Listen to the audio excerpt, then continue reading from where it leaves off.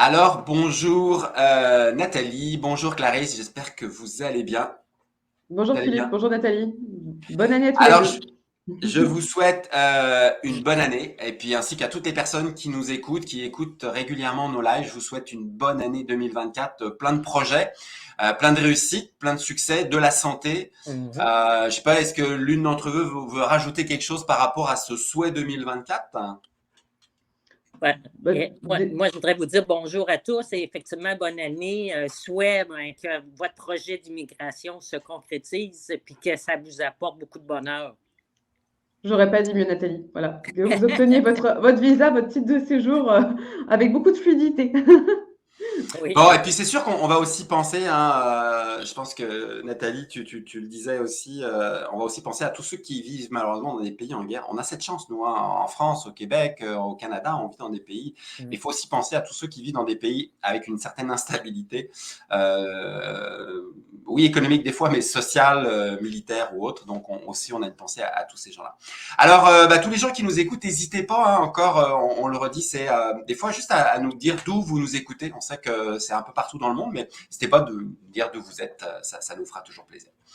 Alors, aujourd'hui, on va parler d'un sujet qui est assez tabou. On va pas se mentir. On parle souvent des droits, les droits de ceci, les droits des employés, les droits des entreprises. Mais aujourd'hui, on va parler de devoirs. On va parler d'obligations. Et puis ces obligations, pourquoi c'est si important d'en parler, c'est que souvent, c'est lorsque les gens ne respectent pas leurs obligations que le projet d'immigration se passe un peu moins bien.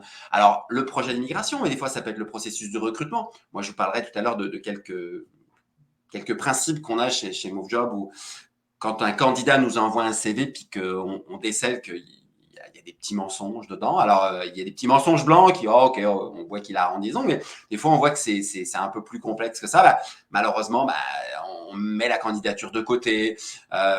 Des fois, il y a des gens qui nous envoient des candidatures sur des choses qui n'ont rien à voir. Là aussi, on va mettre de côté. Mais on va rentrer un peu plus dans la profondeur avec vous deux.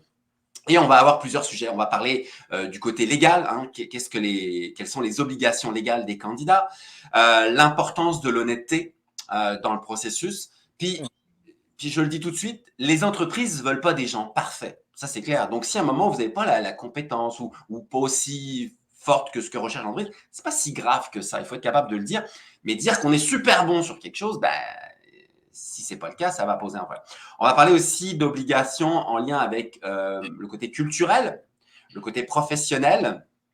On parlera de quelles sont les obligations que doivent avoir les candidats pour une intégration réussie. En fait, on va essayer de parler de tout ça aujourd'hui de façon très légère et puis on essaiera peut-être de répondre à quelques questions s'il y a des gens qui nous posent différentes questions. Alors, ma première question, je vais commencer par toi, Nathalie, mais Clarisse, ça sera exactement la même pour la France, hein. Je rappelle que Nathalie Noël est consultante réglementée au Québec et au Canada. Hein, donc, ça fait partie des professions. Il y a trois professions qui peuvent faire tout ce qui est visa d'immigration. Il y a les avocats en immigration, il y a les conseillers ou conseillères en immigration, et il y a les notaires, mais eux, je ne pense pas qu'ils fassent ce genre de documents ou de processus. Et puis, Clarisse, toi, Clarisse, tu es basée en France, tu es avocate et ton cabinet d'avocat est spécialisé vous avez une division spécialisée en tout ce qui est processus d'immigration, visa et autres. Donc, on va avoir une vision un peu différente selon les candidats, mais on va voir quand même que souvent les rapprochements sont à peu près les mêmes. Alors, je commence tout de suite par toi, Nathalie. Première question, quelles sont les principales obligations légales auxquelles doivent se conforter les candidats à l'immigration lorsqu'ils veulent venir au Québec ou au Canada de façon plus large? OK, moi, je dirais, je vais parler généralement. Rentrer dans les critères en partant, là, selon le programme d'immigration. Une fois rendu au Canada, je dirais respecter son statut d'immigration. Qu'est-ce que je veux dire par là? C'est, par exemple, on a un permis de travail, alors il faut respecter le statut de travailleur. On vient au Canada pour travailler. Ça va être notre première chose à faire. Si on a un permis d'études, alors on vient au Canada pour étudier. Alors, pour aller à temps plein à l'école.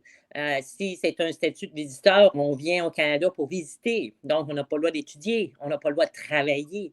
Alors, c'est la première chose que je dirais, donc c'est respecter son statut d'immigration. Deuxième chose, ne pas faire de fausses représentations ou donner des faux documents, parce que ça peut amener des conséquences très graves dans le futur.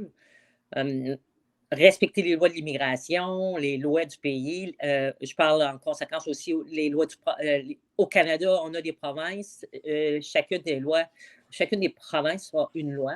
Alors aussi respecter les lois des provinces. Toujours avoir un statut légal.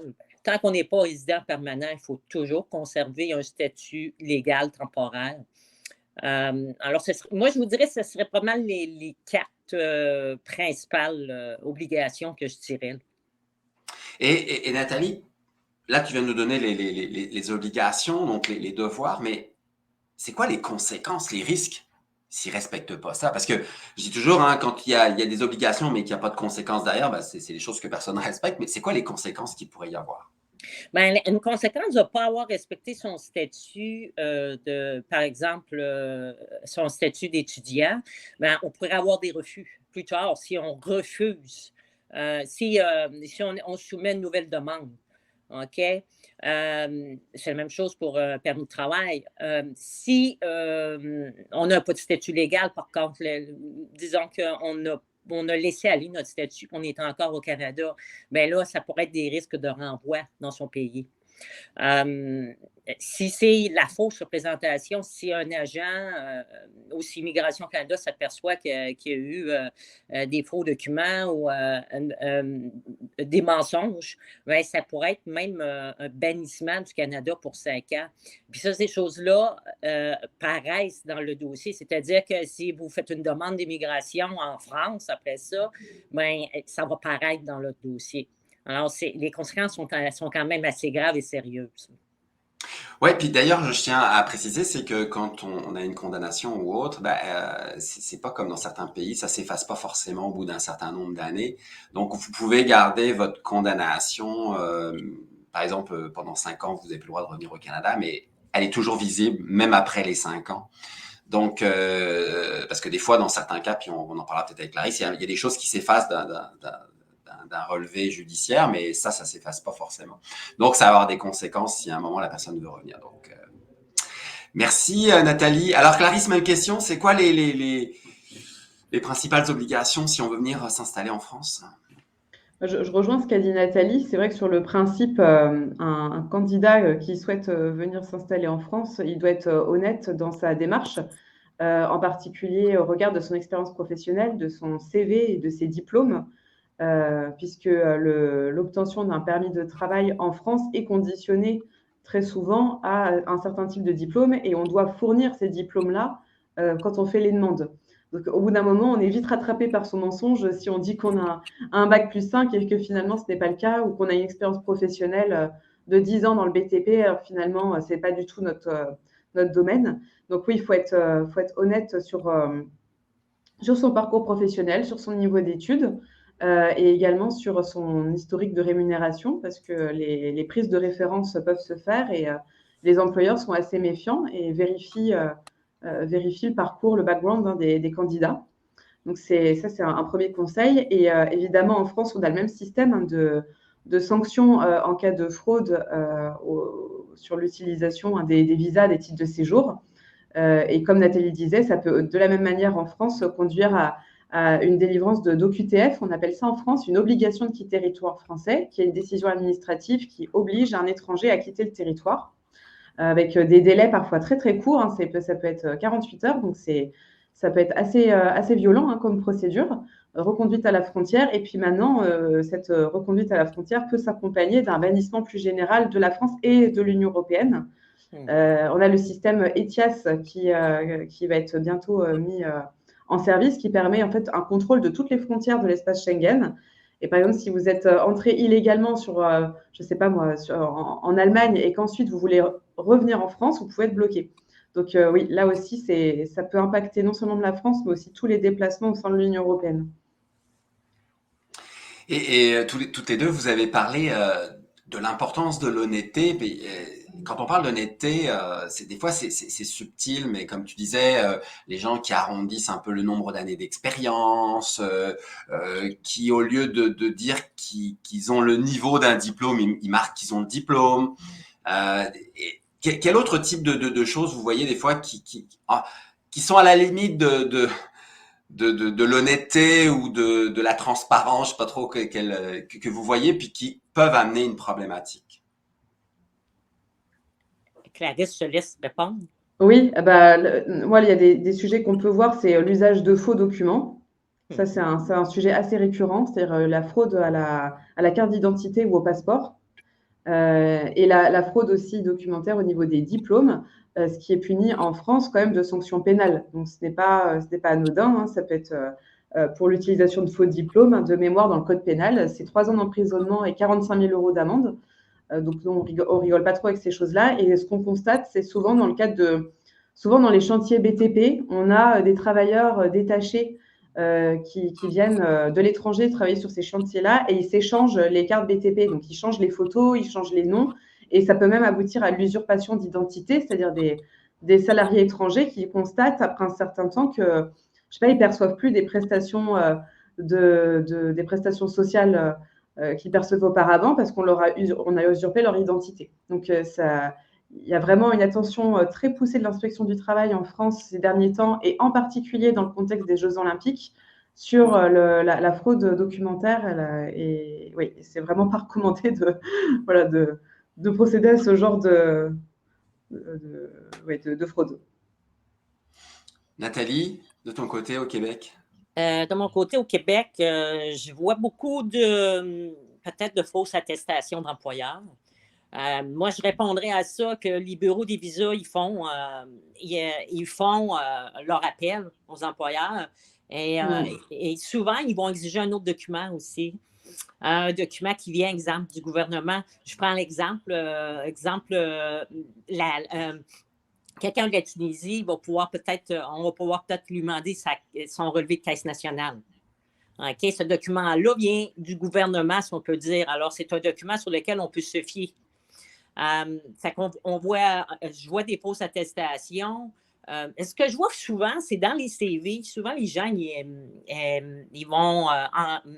il y a des informations qui vont juger de ne pas mettre.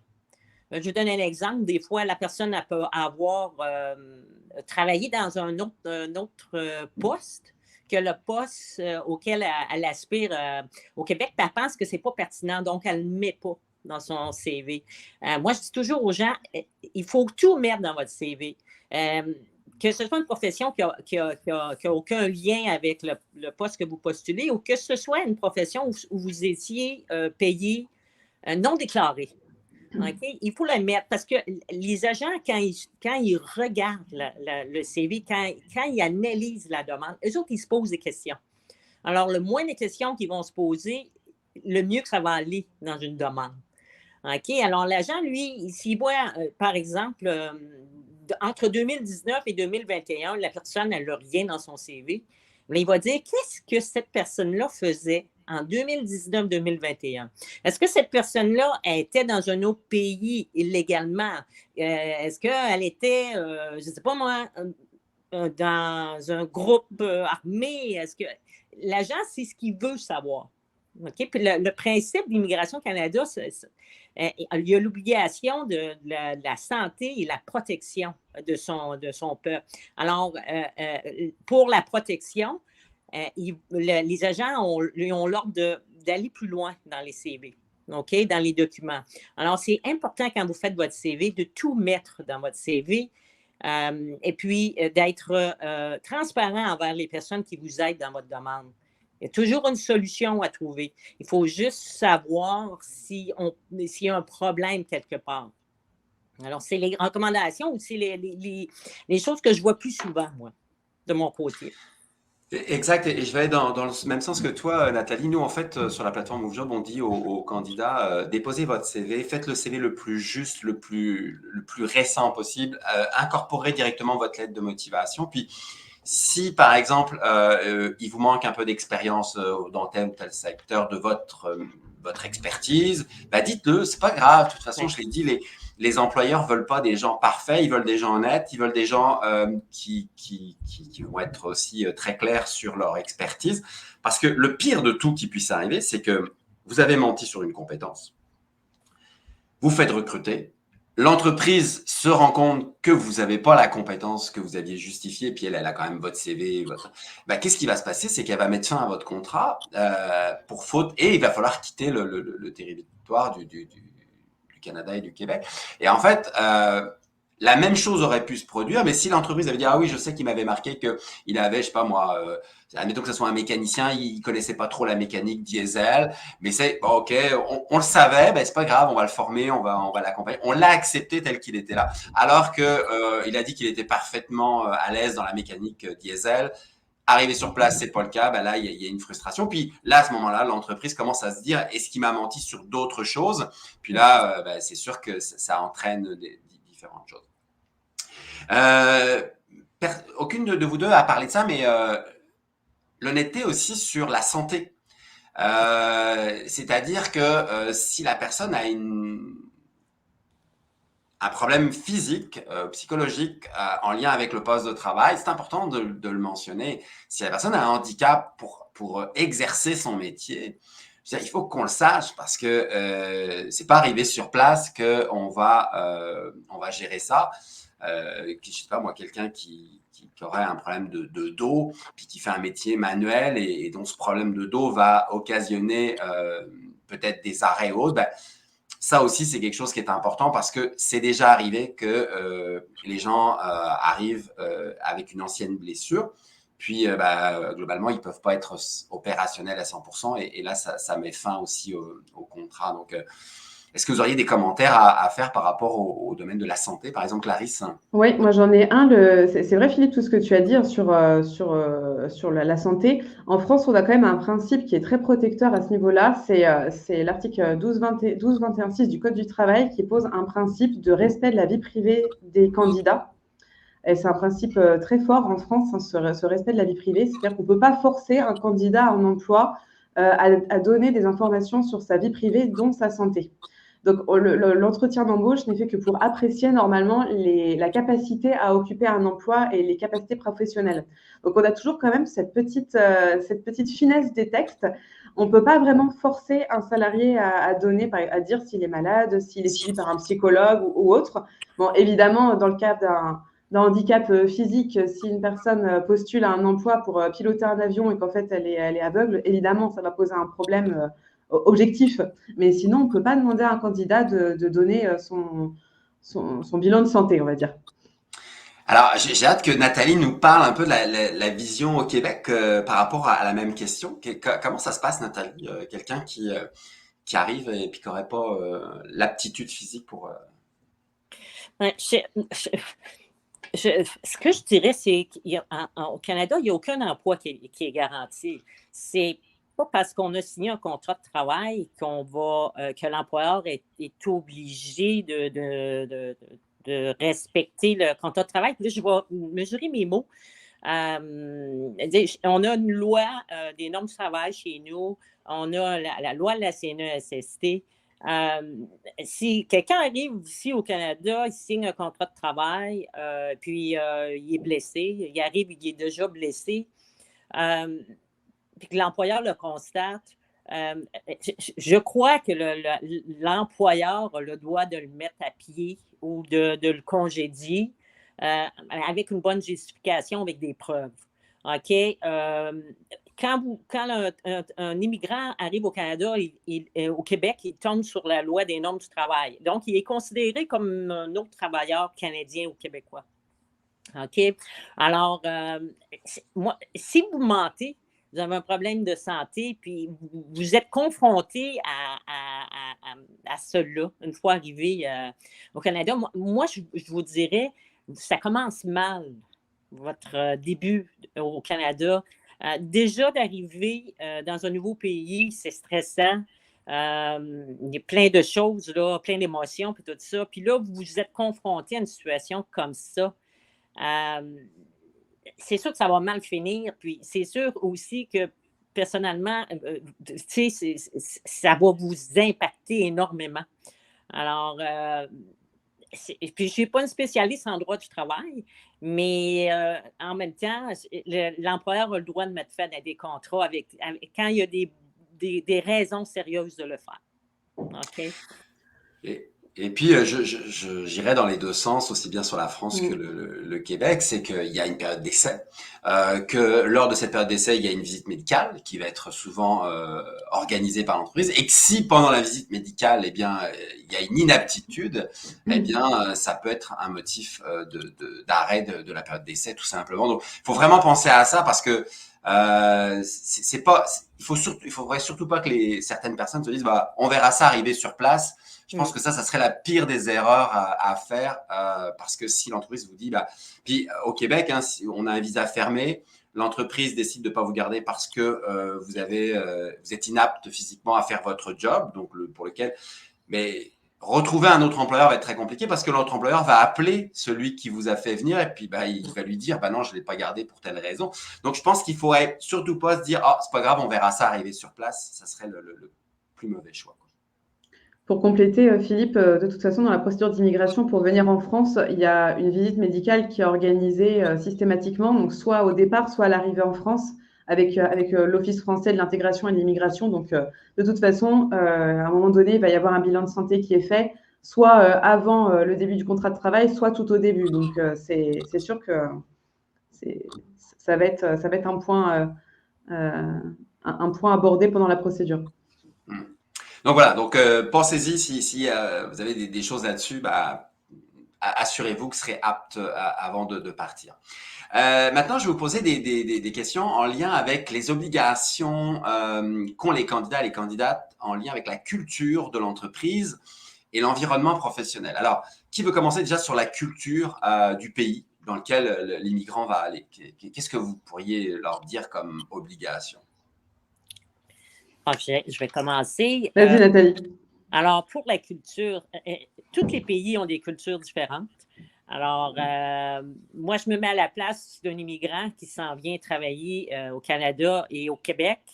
Faites vos devoirs, renseignez-vous, allez sur Internet, lisez. C'est important de savoir si vous en s'en venant dans un pays, vous connaissez la culture, si vous allez être à l'aise là-dedans et heureux là-dedans. Puis plus vous connaissez la culture du pays, plus votre intégration va se faire encore plus rapidement. Ça, c'est le premier point. Deuxième point, il est important de dire que le Canada, c'est un pays bilingue. Puis au Québec, on parle français. Alors, il faut aller plus loin dans la quête de vos informations. C'est aussi d'aller voir la culture au Québec, si vous vous établissez au Québec aussi, parce qu'elle peut être un petit peu différente du restant du Canada. OK? Alors, je pense qu'il n'y a pas d'excuse à se renseigner sur la culture. Vous pouvez aussi faire partie de certains groupes. Vous pouvez aller sur Internet voir des sites Internet où ils se spécialisent juste là-dedans.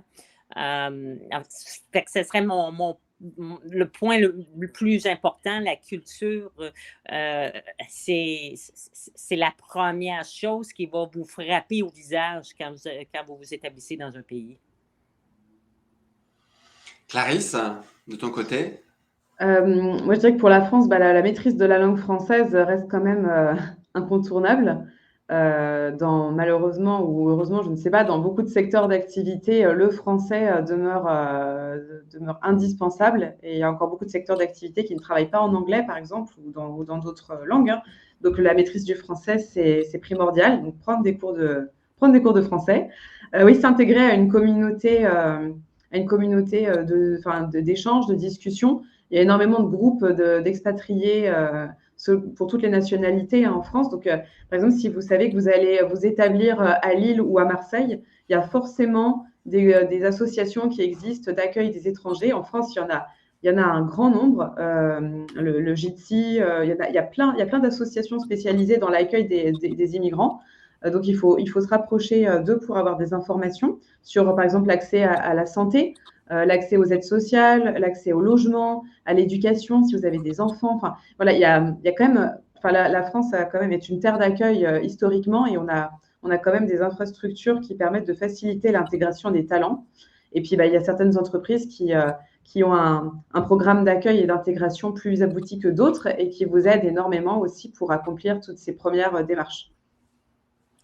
Et je vais dans le même sens que toi, Clarisse, au Québec. De plus en plus, le français devient une obligation. Et là, je parle vraiment d'obligation. C'est-à-dire que si vous voulez vous établir sur du long terme au Québec, donc avoir une résidence permanente, pourquoi pas un jour une citoyenneté, c'est une obligation que de parler français aujourd'hui.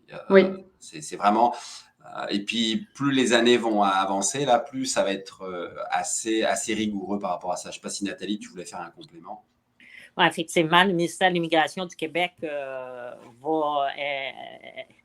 en train là, de peut-être de rendre les critères un petit peu plus élevés au niveau là, du français. Là. Alors, effectivement, il faut apprendre le français si vous voulez accéder à la résidence permanente et s'établir au Québec. Exact.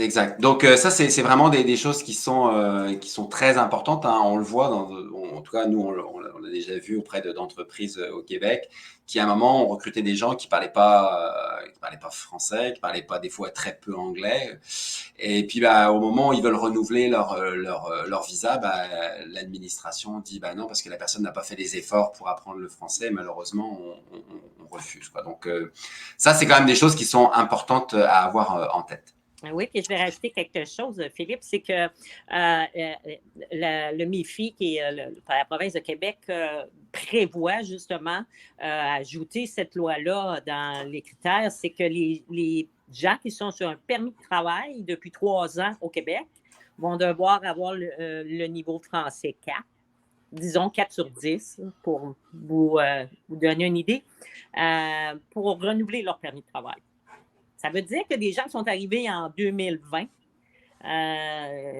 c'est pas en lieu encore, mais supposons que lorsqu'ils le mettent en vigueur, ça veut dire que les gens, exemple, qui sont arrivés en 2021, puis qu'en 2024, ils renouvellent leur permis, s'ils ne sont pas capables de prouver leur niveau de français, le permis ne sera pas renouvelé. Oui, on a le même dispositif qui va être mis en œuvre dans les prochains mois en France avec la nouvelle loi immigration qui vient d'être votée et qui est en cours de revue par le Conseil constitutionnel en France. Pareil, il y a ce même principe. Quand on veut obtenir un titre pluriannuel, on va devoir justifier un certain niveau de maîtrise de la langue française et de la culture. Donc, ça va être, par exemple, connaître la devise de la République française, l'hymne national, les grands auteurs classiques français. Voilà, ce qui fait l'ADN de notre patrimoine. Et ce qui est la même chose au Québec, hein, quand on veut devenir citoyen canadien, eh bien, on a un examen à passer. Et cet examen est basé sur, c'est à peu près une vingtaine de questions, mais la base de ces questions, c'est 700 questions. Et on parle de tout, de culture, d'histoire, de langue, de géographie et autres. Donc, c'est important de connaître tout ça. Oui, puis au niveau du Québec aussi, on a l'attestation des valeurs qui est nouveau. Là. Alors, la personne qui demande la résidence permanente doit passer le test des valeurs démocratiques du Québec. Alors, autre question maintenant, c'est la préparation professionnelle. Qu'est-ce que vous donneriez comme conseil pour que les gens se préparent bien à l'environnement professionnel? Alors, bien sûr, souvent, ils ont déjà échangé, les entreprises, ils les connaissent, ils ont été voir le site de l'entreprise et tout ça. Mais est-ce qu'il y a d'autres conseils que vous pourriez leur donner pour qu'ils se préparent à une bonne intégration professionnelle? Alors, selon le métier, il existe des cours de management interculturel ou en tout cas des cours de connaissance de la culture au travail où on va par exemple apprendre à un candidat à maîtriser les exigences dans le pays d'accueil en termes de qualité de travail, en termes de gestion du temps, comment animer une réunion, comment signer un contrat commercial, comment parler à des clients, s'acculturer en fait aussi du système de hiérarchie au sein d'une entreprise qui n'est pas forcément le même selon les pays, la communication entre collègues, etc. Donc ça, il y a pas mal d'ouvrages, de plateformes en ligne, etc. qui proposent des formations de ce style-là. Ça, c'est un premier point. Et puis de l'autre côté, en fait, les entreprises aussi font assez attention à acculturer le nouveau candidat qui arrive, en formant les équipes déjà sur place pour les sensibiliser au fait qu'ils vont accueillir un talent étranger dans l'équipe, en particulier sur tout ce qui est reporting, en fait, comment on gère la relation avec son N+1 et comment on donne des feedbacks sur le travail, en particulier pendant la période d'essai. Donc ça, c'est mis en place dans les groupes internationaux assez fréquemment. Moi, je rajouterais par-dessus ça que je suis en train d'avoir une teinte de tout, excusez-moi là. Je rajouterais, une fois qu'on est sélectionné par un employeur, peut-être, excusez-moi, peut-être vous renseigner, la personne des ressources humaines lui écrit avoir peut-être conférence téléphonique avec lui, avec cette personne-là. Bon, Nathalie, je vais te laisser reprendre ton souffle. En fait, au Québec, il existe un site qui s'appelle l'IMT en ligne, qui permet d'avoir une bonne connaissance des compétences, des formations par métier. Et ça, je le recommande vraiment aux candidats parce que non seulement vous avez eu l'affichage de poste, vous avez déjà échangé avec l'entreprise et autres, mais ça va vous donner peut-être une vision un peu plus large ou un peu plus importante sur, dans mon métier, au Québec, qu'est-ce qui est régulièrement attendu, c'est quoi les formations. Donc, c'est gratuit, on va sur l'IMT en ligne, on fait une recherche et on arrive à avoir beaucoup d'informations. Et après, s'il y a des choses qui sont pas claires dans l'IMT, parce que justement, il y a une différence culturelle, là, ça vaut le coup peut-être d'écrire à son futur employeur et de dire, j'ai vu que dans mon métier au Québec, il fallait connaître ou maîtriser ça. Pourriez-vous m'en dire un peu plus? Est-ce que c'est une obligation dans l'entreprise? Puis des fois, on sait aussi qu'il y a un certain temps entre le moment où on a matché avec une entreprise et qu'on se retrouve à immigrer, et le moment où on immigre réellement, il se passe des fois plusieurs semaines, voire plusieurs mois en règle générale, ça nous laisse aussi le temps d'apprendre, de découvrir, voire même de suivre une formation pour être prêt, ou en tout cas mieux se préparer à notre arrivée dans le pays. On a parlé d'intégration culturelle, on a parlé d'intégration professionnelle. Est-ce que vous auriez des conseils maintenant à offrir ou à donner aux employeurs? Parce que si on veut que nos candidats respectent leurs obligations, est-ce que les employeurs pourraient faire ou devraient faire quelque chose, ou peut-être que vous avez déjà des exemples d'entreprises qui, elles, se démarquent dans la préparation de l'accueil de leurs nouveaux arrivants à l'international? Clarisse?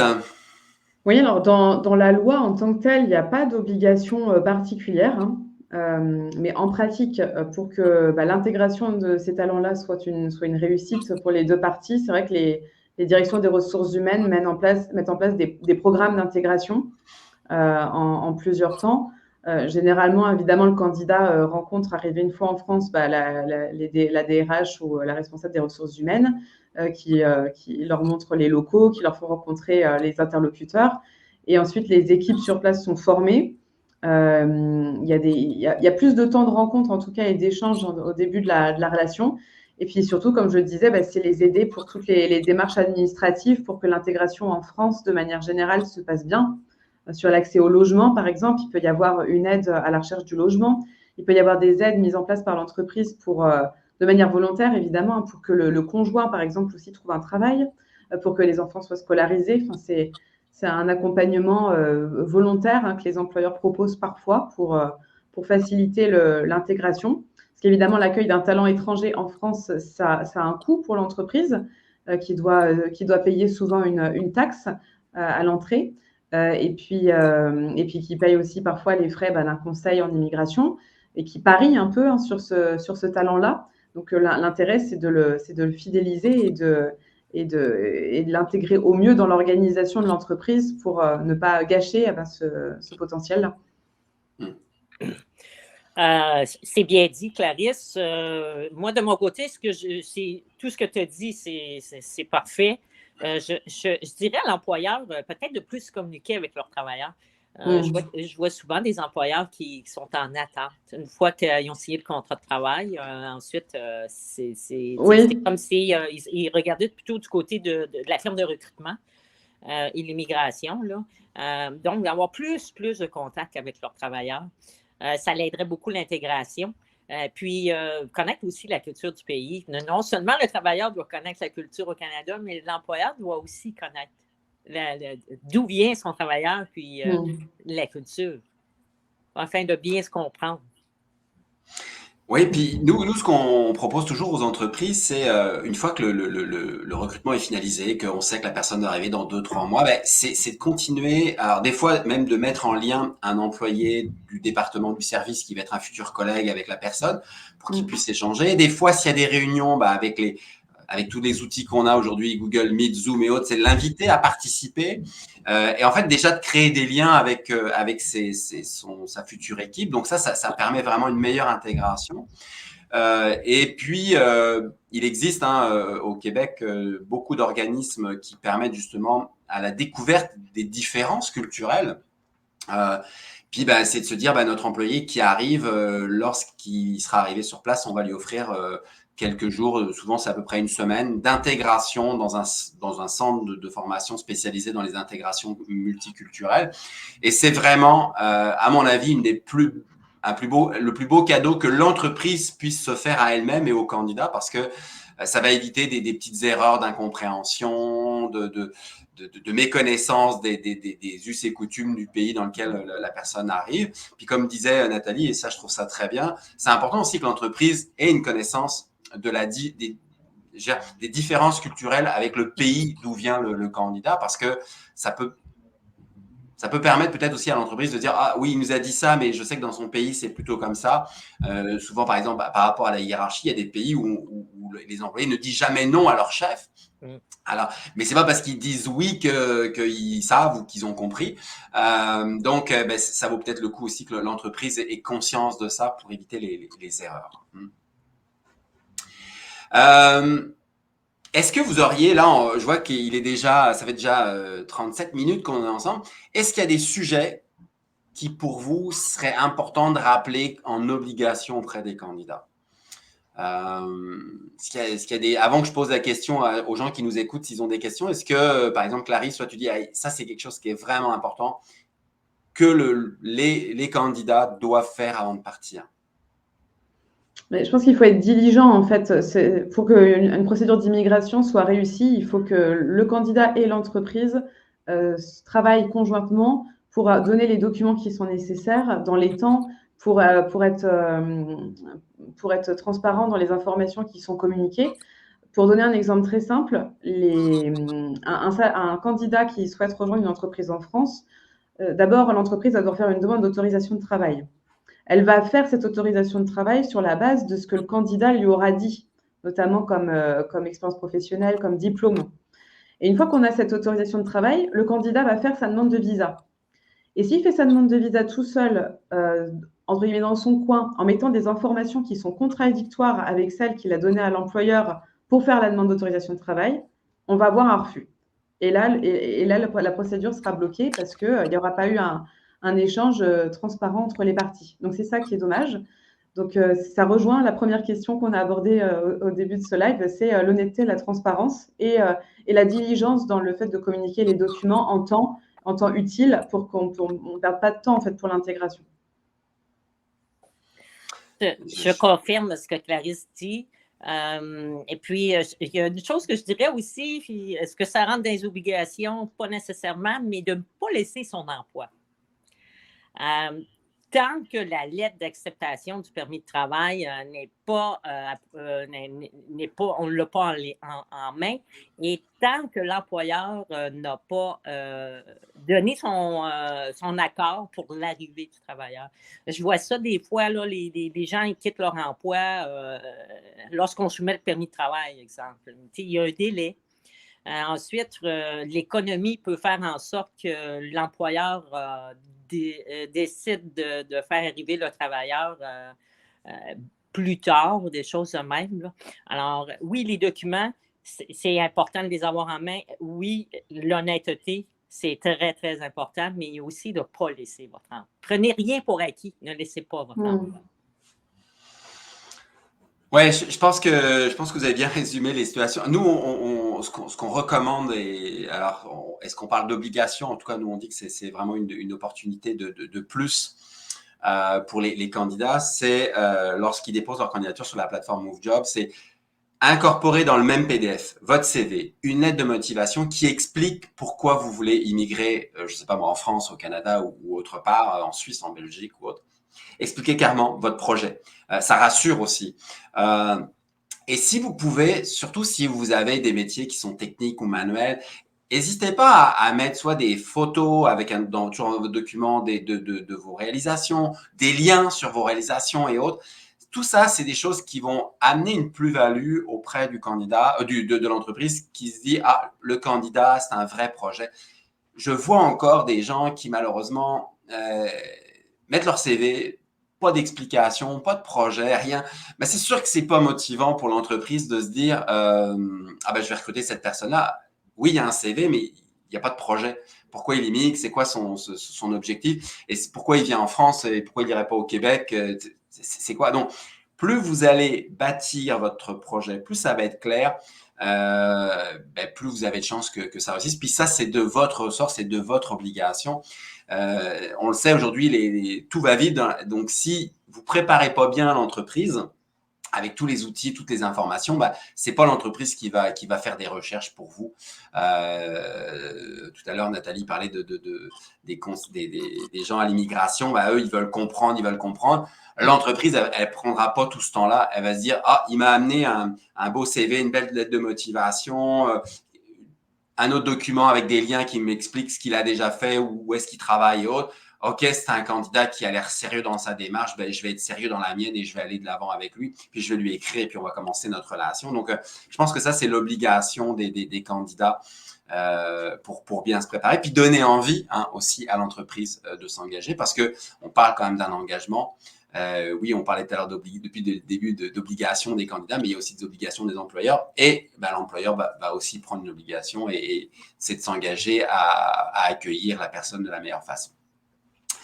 Alors, il y a eu plusieurs questions, mais c'est plutôt des questions, c'est est-ce que les entreprises recrutent des gens en Afrique, par exemple, ou autre? Oui, j'ai aujourd'hui une entreprise, quand elle recrute, si elle a besoin de compétences, elle va recruter, quelle que soit la destination. C'est sûr qu'en France et au Québec, c'est quand même la priorité de recruter des gens qui parlent français. Ça, c'est clair, on le voit. Parce que c'est bien plus facile d'intégrer quelqu'un dont la langue est la même. Parce que même des fois, quand on parle la même langue, c'est pas toujours évident. On peut des fois avoir des subtilités de langage qui fait qu'on ne s'est pas bien compris, c'était pas si clair que ça. Et puis, je vais garder quand même quelque chose en conclusion que vous avez utilisé à plusieurs reprises, c'est l'honnêteté. Soyez honnête. Expliquez, soyez transparent sur votre parcours, votre niveau d'expertise. Je le rappelle, les entreprises ne veulent pas des gens parfaits. Elles veulent des gens qui vont être honnêtes et qui vont dire moi, ça, je le maîtrise vraiment bien. Ça, moyennement, ça, je ne le sais pas, mais je suis prêt à apprendre. Et ça fera toute la différence auprès de l'entreprise qui va dire OK, au moins, je sais la personne que je vais recevoir et les compétences qu'elle a par la suite.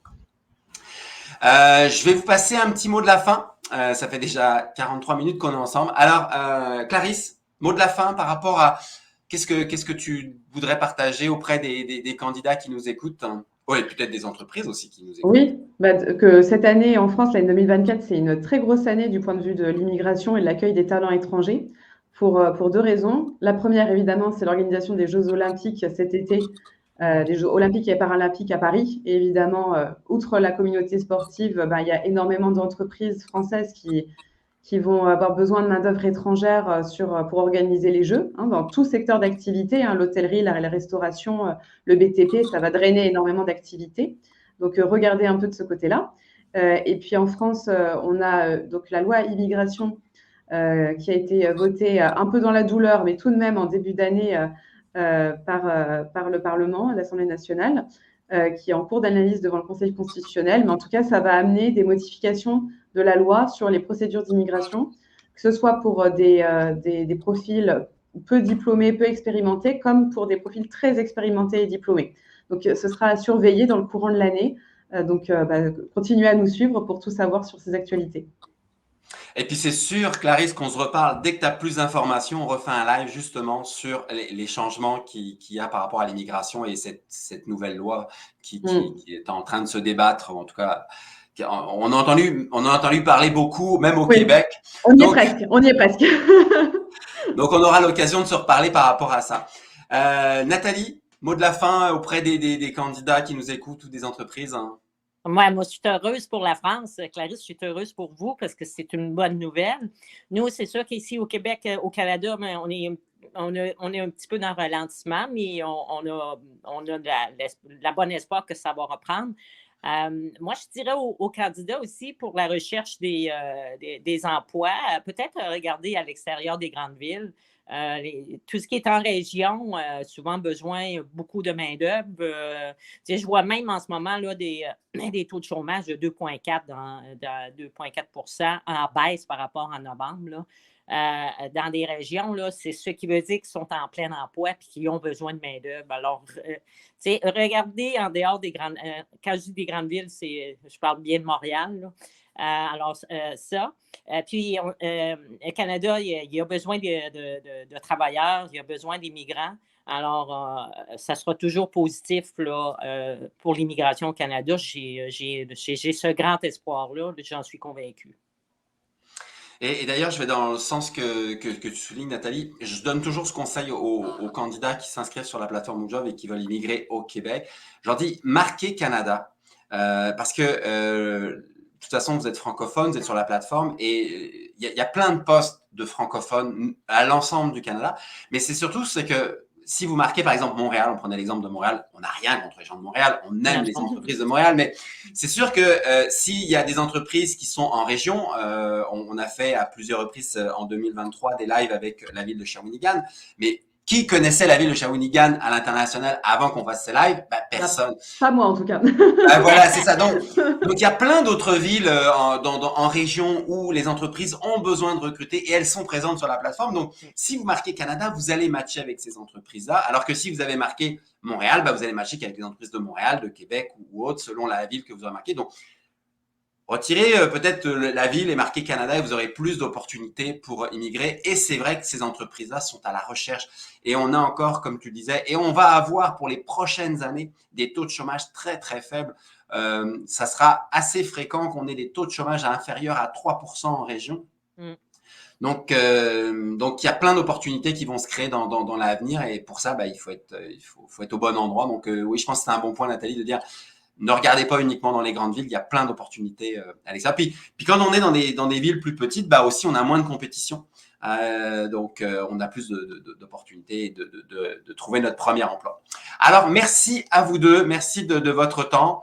Clarisse, pour toi c'est bientôt la fin de journée, donc le week-end qui arrive en France. Et puis Nathalie, je te souhaite une belle journée et on se reparle très bientôt toutes les deux. Merci Philippe.